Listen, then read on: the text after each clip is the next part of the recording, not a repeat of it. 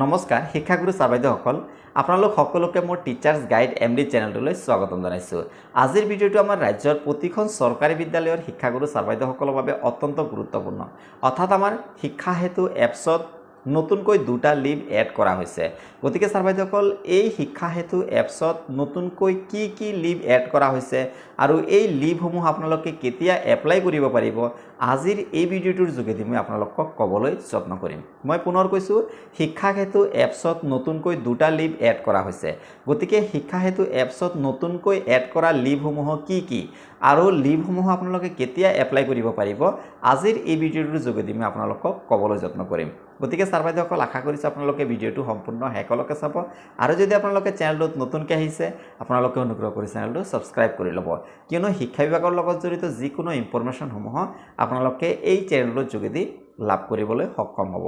যেনে আপোনালোকে লিভসমূহ কেনেকৈ এড কৰিব লাগে, লিভসমূহ আপোনালোকে কেনেকৈ এপ্লাই কৰিব লাগে, কেনেকৈ এপ্ৰুভ কৰিব লাগে, লগতে আপোনালোকে এবচেঞ্চ ৰিজনসমূহ আপোনালোকে কেনেকৈ দেখুৱাব লাগে, অৰ্থাৎ আপোনালোকে ইলেকশ্যন ডিউটি হওক, ইলেকশ্যন ট্ৰেইনিং হওক, হাফ ডে মিটিং, ফুল ডে মিটিং, এনেধৰণৰ এবচেঞ্চ ৰিজনসমূহ আপোনালোকে কেনেকৈ দেখাব লাগে, লগতে শিক্ষা বিভাগৰ লগত জড়িত যিকোনো ইনফৰমেশ্যনসমূহ আপোনালোকে এই চেনেলটোৰ যোগেদি লাভ কৰিবলৈ সক্ষম হ'ব।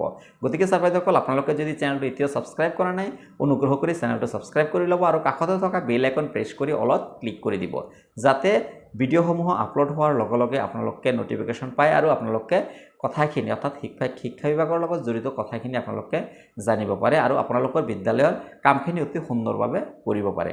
তেনেহ'লে বলক আমি মোবাইল স্ক্ৰীণতে গোটেইখিনি প্ৰচেছ চাই লওঁ।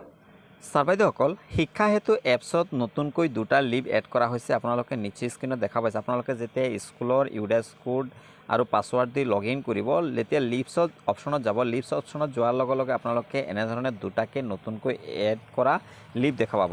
প্ৰথম লিভটো হৈছে ৰেষ্ট্ৰিক্টেড হলিডে। মই পুনৰ কৈছোঁ ৰেষ্ট্ৰিক্টেড হলিডে আৰু এটা হৈছে এক্সট্ৰা অৰ্ডিনাৰী লিভ। এই দুটাকৈ লিভ বৰ্তমান এড কৰা হৈছে। গতিকে এতিয়া কথা হ'ল ৰেষ্ট্ৰিক্টেড হলিডে কি?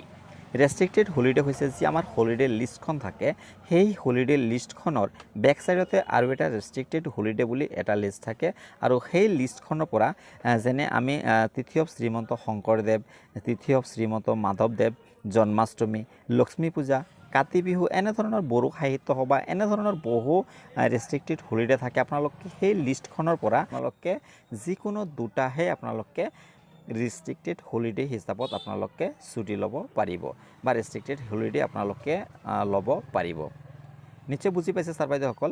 ইয়াৰ পাছত যি লিভটো হৈছে যে এক্সট্ৰা অৰ্ডিনাৰী লিভ, আৰু এই এক্সট্ৰা অৰ্ডিনাৰী লিভ মানে হৈছে ছাৰ বাইদেউসকল আপোনালোকৰ যেতিয়া কোনো ধৰণৰ লিভ নাথাকিব, যেনে CL হওক, maternity leave, earn leave, child care leave বা আপোনালোকৰ ষ্টাডি লিভ বা কোনো ধৰণৰ যেতিয়া আপোনালোকৰ লিভ নাথাকিব, তেতিয়াহে আপোনালোকে এই এক্সট্ৰা অৰ্ডিনাৰী লিভটো আপোনালোকে ল'ব পাৰিব। নিশ্চয় বুজি পাইছে ছাৰ বাইদেউসকল। যেতিয়া মানে আপোনালোকৰ কোনো ধৰণৰ লিভ নাথাকিব তেতিয়াহে আপোনালোকে এই লিভটো ল'ব পাৰিব। আৰু এই এক্সট্ৰা অৰ্ডিনাৰী যদি লিভসমূহ লয় আপোনালোকৰ চেলাৰী কাটা যাব নেকি বা দৰমহা কাটিব নেকি, এই সম্পৰ্কে আমি পৰৱৰ্তী পৰ্যায়ত আপোনালোকক জনাবলৈ যত্ন কৰিম। তো ছাৰ বাইদেউসকল কথাখিনি আপোনালোকে নিশ্চয় বুজি পাইছে। তো আজিৰ ভিডিঅ'টো ইয়াতে সমাপ্ত কৰিছোঁ। ভিডিঅ'টো সম্পূৰ্ণ চোৱাৰ বাবে ধন্যবাদ।